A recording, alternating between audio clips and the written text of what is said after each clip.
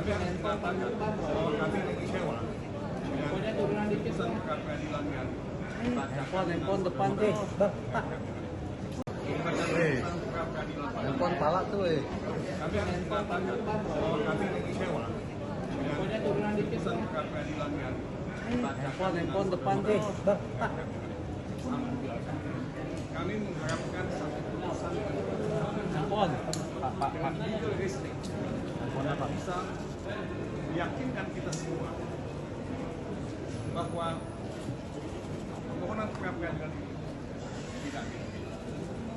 Tetapi kami sangat menyayangkan bahwa kami tidak menemukan timbangan hukum atau legal reasoning yang meyakinkan untuk bisa memahami kenapa pra peradilan itu. Buat saya, ini adalah satu apa yang disebut sidang perkara pra-peradilan nomor 5 Kepulauan Riau Jakarta Selatan atas nama pemohon Hasto Kristianto diduga terduga untuk pemohon hadir ya para kuasanya, pemohon hadir para kuasanya. Bagaimana agenda sidang pada hari ini adalah pembacaan putusan. Namun sebelum putusan dibacakan, ada dua hal yang permohonan pra peradilan mohon adalah sebagaimana tersebut di atas. Bisa terhadap permohonan pra peradilan dan pemohon tersebut, termohon telah mengajukan eksepsi yang pada pokoknya adalah sebagai berikut: 1. Eksepsi tentang permohonan pra peradilan merupakan materi pokok perkara tidak pidana korupsi. 2. Eksepsi tentang permohonan kabur atau tidak jelas atau obstruksi. 3. Eksepsi tentang teror dan objektur. 4. Tentang eksepsi perubahan atau penambahan permohonan. Menimbang bahwa selanjutnya hakim akan mempertimbangkan mengajukan eksepsi dari termohon tersebut. Ak 1. Eksepsi tentang permohonan pra peradilan merupakan materi pokok perkara tidak pidana korupsi. Menimbang bahwa dalam hal ini termohon pada pokoknya menyatakan sebagai berikut: 1. Bahwa pra peradilan bukan lembaga yang berwenang menentukan layak atau tidaknya suatu perkara atau pemeriksaan secara keadilan, melainkan hanya norma pemeriksaan formil. Penentuan layak atau tidaknya suatu perkara dilimpahkan ke sidang pengadilan merupakan kewenangan penuntut umum. Oleh karena itu, hakim pra peradilan tidak memiliki kewenangan untuk menilai materi pokok perkara tindak pidana korupsi, apalagi pemeriksaan dalam persidangan pra peradilan hanya bagi waktu 7 hari setelah dilakukan oleh hakim tunggal.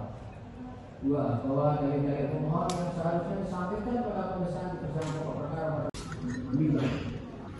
Bahwa penetapan tersangka terhadap pemohon dengan 2 surat perintah penyidikan tersebut di atas jelas yang telah terkait dengan dugaan 2 tindak pidana yang berbeda yang disangkakan kepada pemohon, yaitu dugaan tindak pidana perintangan penyidikan dan dugaan tidak pidana memberi janji atau hadiah atau suap dalam pemerintahan negara.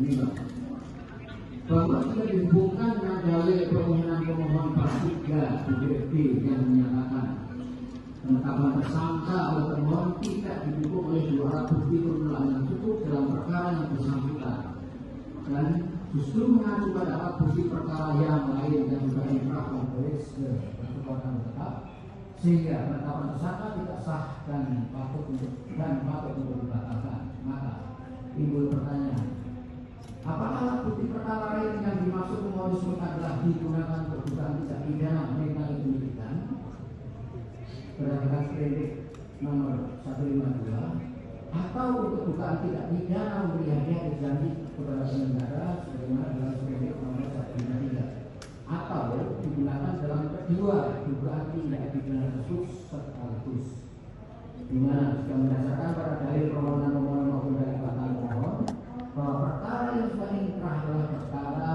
suap atas nama Agus Setiawan dan Agus Gani Filipina. Sedangkan tidak ada perkara perintangan penyidikan, tidak ada perkara perintangan penyidikan yang sudah inkrah sebelumnya. Menimbang bahwa pertanyaan tersebut penting menurut hakim karena justru pemohon dalam permohonan pra peradilan ini mempermasalahkan mengenai penetapan tersangka dalam 2 dugaan tindak pidana kepada pemohon yang tidak didukung oleh alat bukti permulaan yang cukup, yang mana tentang bukti permulaan akan dinyatakan sah atau tidak menjadi dasar perbuatan tersangka berikut sah dasar hukum dan patut dilakukan Menimbang berdasarkan berbagai pertimbangan hukum sebagaimana di atas, hakim berpendapat bahwa oleh karena eksepsi pada dua terkabulkan, maka terdapat eksepsi termohon yang lain dan seluruhnya tidak perlu dipertimbangkan dengan pertimbangan hukum. Menimbang oleh karena eksepsi termohon dikabulkan, maka terhadap pokok perkara ini tidak perlu dipertimbangkan dan pertimbangan hukum lagi, sehingga kemudian hakim berpendapat bahwa permohonan pra-peradilan dari pemohon adalah menyatakan tidak dapat diterima.